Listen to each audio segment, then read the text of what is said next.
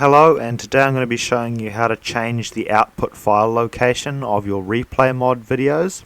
So once you've gone in and you've made your replay video after recording your Minecraft session, you go up to this top left corner and you click on render camera path, and to change the output file location you just click on this button here, which will be next to output file. It might say something different in here, but once you click on this it'll give you the options to navigate to wherever you want to save it.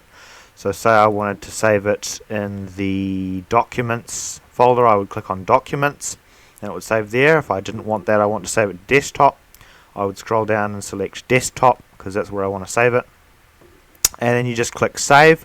In order to change the name of the file you just come down here into this little box here and you click on it, and you can just name it, say I'm just going to call it replay video, and it's a bit messed up there. I can see the for some reason the text isn't showing properly, but it just says replay video.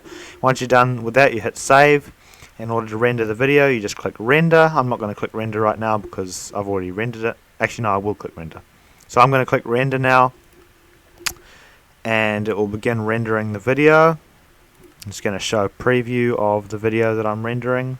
Alright, so once you've finished rendering your video, it'll give you an option to either open the video folder or upload to YouTube. I'm not sure how this upload to YouTube one works, so I'm just going to click open video folder, and that will bring up this file here, and as you can see it's opened the desktop file because that's where I've sent it to be saved. So that's an easy way you can find your video files, is there's just this handy button here.